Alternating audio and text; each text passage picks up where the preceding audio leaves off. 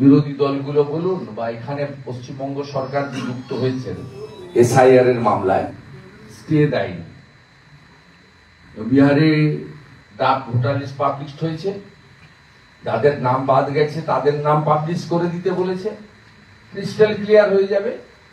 এবং আমি আপনাকে বলছি ইলেকশন কমিশন ঠিক প্রপার টাইমে এসআইআর ঘোষণা করবেন এবং নো এসআইআর নো ভোট এটা আমাদের দাবি বা আবেদন। এবং 4 ধরনের লোকের নাম থাকবে না: মৃত, ডবল ট্রিপল এন্ট্রি, আপনার false voter, non existence voter এবং অবশ্যই বাংলাদেশি অনুপ্রবেশকারী মুসলিম এবং রোহিঙ্গা।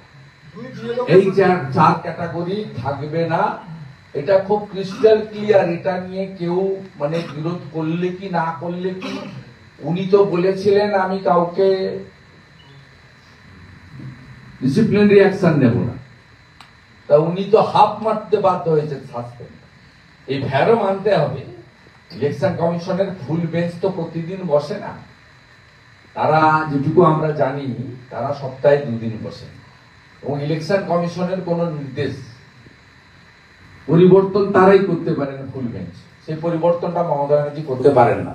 এই মনোজ পদ সব জেনেও এর পরিণতি আলাপন ব্যানার্জির মতো হতে চলেছে।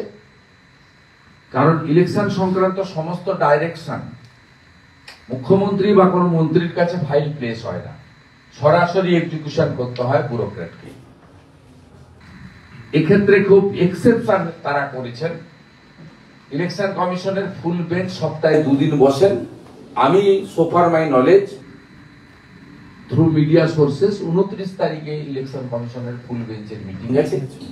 আমি আশা করব ইলেকশন কমিশনকে যেভাবে চ্যালেঞ্জ করেছেন মনোজ পন্থ বা মমতা ব্যানার্জি, ইলেকশন কমিশনের দায়িত্ব, তাদের যে সাংবিধানিক ক্ষমতা আছে সেই ক্ষমতাটাকে বজায় রাখা। বাবা সাহেব আম্বেদকর যে ক্ষমতা ওনাদের দিয়ে গেছেন, এই ক্ষমতাকে কাটেল করার, চ্যালেঞ্জ করার ক্ষমতা কারোর নেই। তিনি যত বড় প্রভাবশালী লোক হোক না কেন, যত বড় বিত্তশালী লোক হোক না কেন, আমাদের দেশের সংবিধান ফাইনাল বাবা সাহেব যা তৈরি করে দিয়ে গেছেন।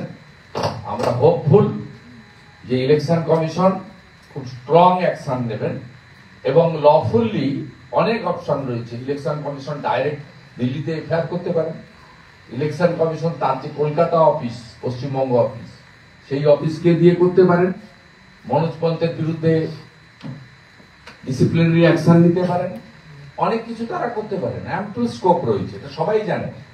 আমি বহুদিন ধরে MP MLA, I know everything. অর্থাৎ ইলেকশন কমিশনকে চ্যালেঞ্জ করা মানে সংবিধানকে চ্যালেঞ্জ করা। আর আমি আপনাদেরকে বলে দিচ্ছি, নো এসআইআর নো ভোট। আপনাদের বেশিক্ষণ ওয়েট করতে হবে না, আপনারা দেখবেন মর্নিং শোজ দেখে।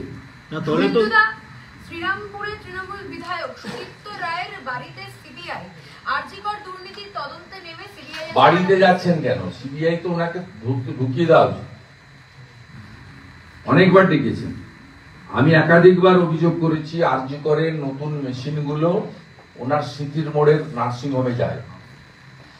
ওনার স্মৃতির মোড়ে নার্সিং হোমের যে সমস্ত পুরনো মেশিনগুলো আরজিকরে আনা, এক্সচেঞ্জ করা।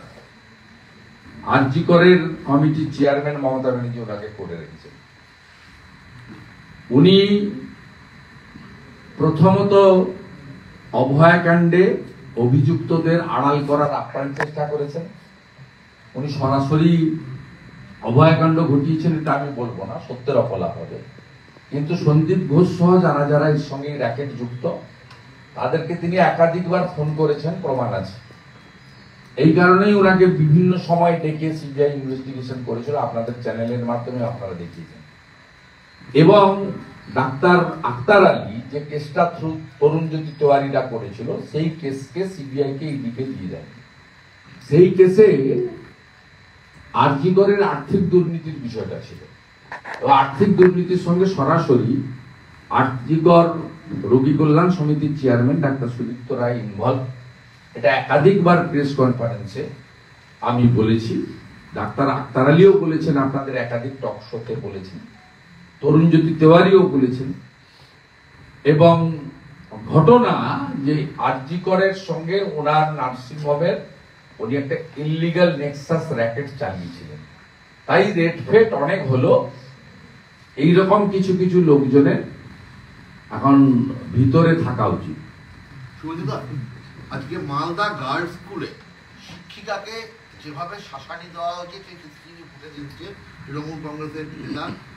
একই সঙ্গে ফারাক্কায় এএসআই কে তৃণমূলের উপপ্রধানের মারধর, বেলঘরিয়া নিমতায় পুকুর পাড়ে সেখানে যেভাবে মদ্যপান চলছিল এবং সেখানেও একইভাবে স্থানীয় বাসিন্দাদেরকে মারধর। কি বলবেন? এর সঙ্গে আরো একটা ঘটনা আছে, বিজেপি করার অপরাধে বারুইপুরে একজন যুবককে পিটিয়ে খুন তার বাবা দাদা তৃণমূল করে, তার বাবা ও দাদার সামনে। সেই হারির ভিডিও কয়েকদিন আগে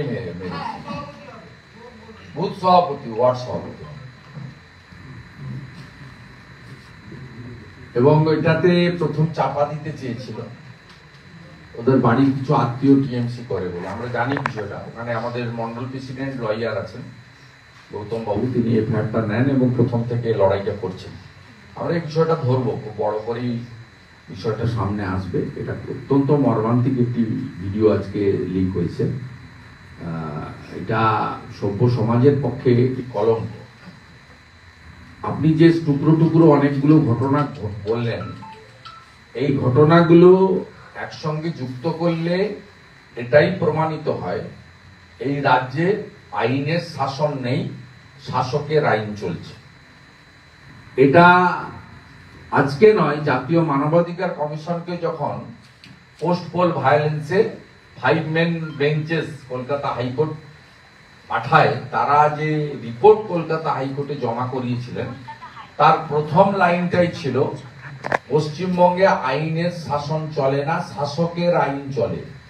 সব ক্ষেত্রে শাসক যুক্ত থাকার কারণে রাজীব কুমার, মনোজ ভার্মাদের পুলিশকে কার্যত পলিটিক্যাল টুলস বা ক্যাডারে পরিণত করা হয়েছে।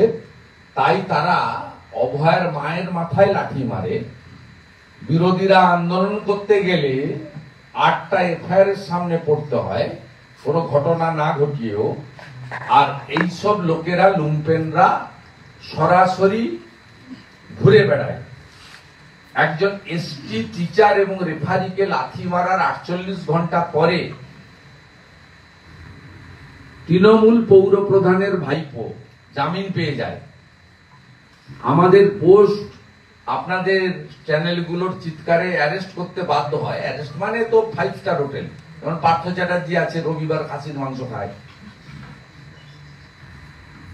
লুচি ডাল খায়, পুরি খায়, যখন যা দরকার গাটে পাচ্ছে সবই করছে, ভিতরে ফোন ইউজ করছে।